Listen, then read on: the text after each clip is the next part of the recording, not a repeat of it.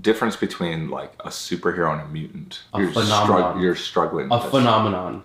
So like the Flash, lightning strikes and he falls into chemicals and he mixes and that happens. It just was circumstance. Yes. Versus a mutant. A mutant is more... Right, it's a gene that they have. It's a gene thing. Okay, then what about Batman? The vigilante crew is all different. Whoa, there's a whole... Yeah. I didn't know there was a hierarchy. There's a third option now. Green Arrow doesn't have superpowers? No. Okay, so you're saying Robin Hood is a superhero. But then the list could go on of historical characters. Batman has a Batmobile and a Batplane.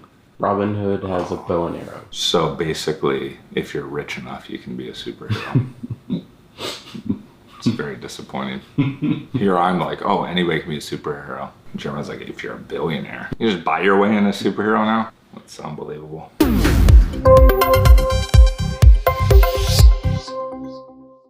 Hello, Adventure. So we know that pictures tell a story. They capture a moment in time. We also know that in social media, it increases your influence because people are drawn to pictures more than just words. So we live in an amazing time where we all have smartphones where we can capture these pictures, and we even showed you apps on how you can do some slight editing. I don't think there's really ever a time where you just want to take a picture and just put that online. I think you always want to do something to it to make it more compelling, more engaging.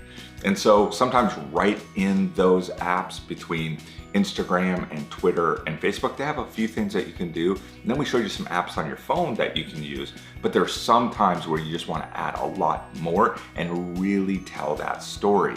Now, you used to have to hire a designer to do a lot of this, or you used to have to learn a program like Photoshop. But what is incredible about where we live today is that there's online tools that are absolutely free that can show you how to do this. So one of the ones I really love to use is called PicMonkey. Now, I partially love it because it has so many features, but I also love it because it has the word monkey in it.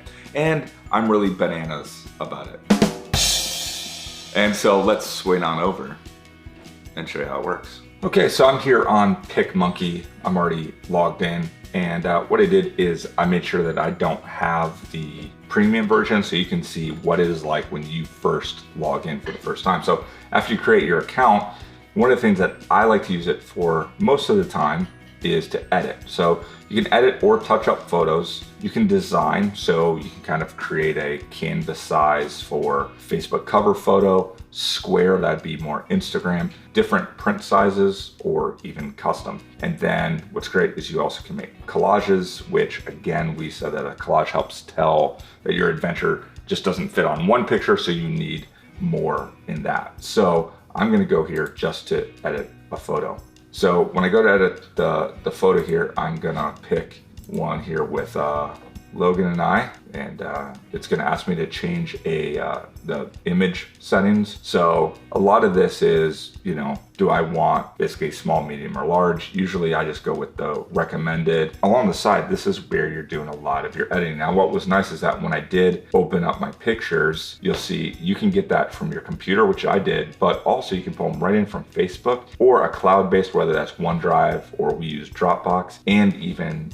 your Flickr account. Then when you go to save it, that's pretty self-explanatory, but even what I love about this is when I go to share, you see I could go right and share it to Facebook, Twitter, Pinterest, Flickr, Tumblr, or email, put my comments right in there. Undo button, pretty self-explanatory. So here's where I'm making my basic edit. So the first thing that a lot of times I'll do is just hit auto adjust. What it is doing, as you can see, is I'll just kind of undo and redo here. It's just kind of balancing everything out, and it brought up some of the brightness there. A couple of things, I won't show you every single one of them here, but of course crop, really easy to do there. And then if I needed to rotate, or even if I wanted to play with the exposure a little bit, these are all pretty standard things that you're gonna find even in those, you know, the different apps that we showed you there. I can play with the saturation or even the color temperature. So if I wanted to play with that. Also sometimes sharpen, I don't use it a lot, but sometimes if I'm showing like maybe a sign or something like that, that's where I'll play kind of with the sharpness for readability, especially in this example when I'm wanting to maybe talk about which shirt is better, my Jedi training or Logan's I'm with Genius. So those are kind of the basic edits, but then this is where I can start to adjust all my effects. So this one's a little bit harsh, maybe I don't want that. So this is kind of cool. I'm getting kind of into dusk a little bit. What's also kind of cool, I want to paint the effect on. So you see what's happening, because I'm just using this brush around us. So that starts to become a pretty amazing idea. Okay, so obviously you're gonna be bananas about this as well. So here's what you need to do. Create your free account, and they even have a free trial that you can get all the premium features for 30 days. If you don't like those, it's great, just don't use those, because the free version is still gonna allow you to do incredible stuff. So remember, a picture is worth 1,000 words, and your adventure is made up of thousands of pictures, and your adventure begins right now.